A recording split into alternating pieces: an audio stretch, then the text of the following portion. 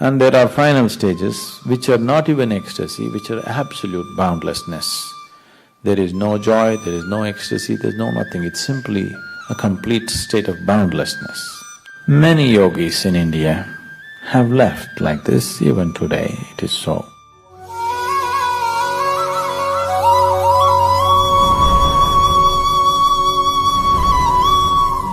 There are various kinds of samadhis. Samadhi means, literally, sama means equanimous, dhi means buddhi or the intellect. When your intellect becomes equanimous, when it loses the discriminatory dimension and just becomes perception, this is called samadhi. These samadhis have been categorized, for the sake of understanding, into 8 stages. Among these 8 stages of samadhi, these also give, in terms of experience, different levels of ecstasy for a person. And there are final stages which are not even ecstasy, which are absolute boundlessness. There is no joy, there is no ecstasy, there's no nothing, it's simply a complete state of boundlessness.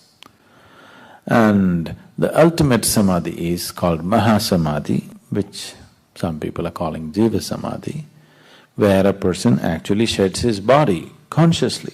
Sitting here, you just walk out of your body like you drop your clothes, like that you walk out of your body. If you have to leave this body, you'll have to stab yourself, hang yourself, poison yourself, something, you must damage the body and make it unsuitable for life, isn't it? But now, if this has to happen, a certain amount of mastery and a certain amount of, vision and perception has to be there. So, many yogis in India have left like this, even today it is so. Among ourselves, certain people have left like this. This also needs to be understood. For most human beings, their moment of enlightenment and moment of leaving the body are same. Once your energies hit a certain peak, then this physical body cannot contain it anymore, it has to release it. These are the 2 things you need to understand. If the energies become feeble, then also physical body cannot hold it. This is what old age and death is. Another way is, you pushed your energies beyond a certain intensity. Beyond that also the body physical cannot hold it, so it leaves. So when people consciously raise the pitch of their energies and leave the body, we call it jiva samadhi or mahasamadhi. It's conscious, he fixes a time and date, and at that particular moment he works towards it and he leaves. It's the best way to leave the body.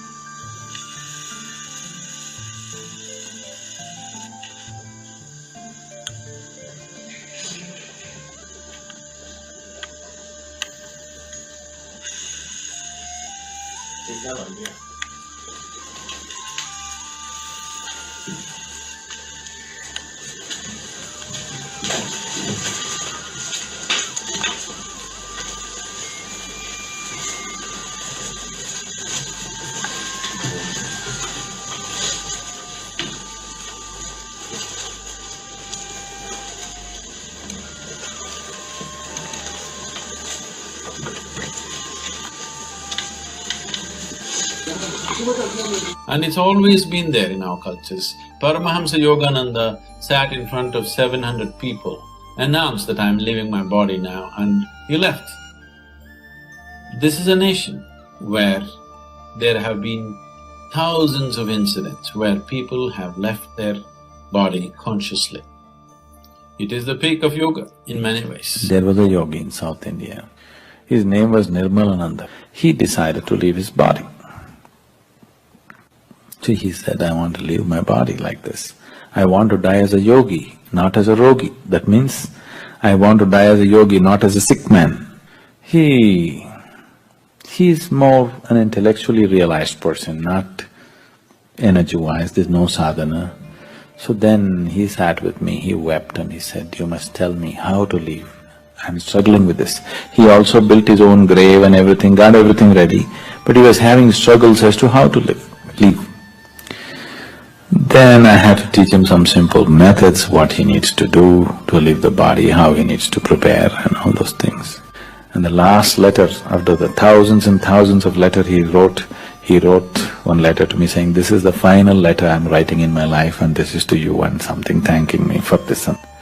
And about 50 people were sitting. He sat in a cross-legged posture in front of the police. He left his body.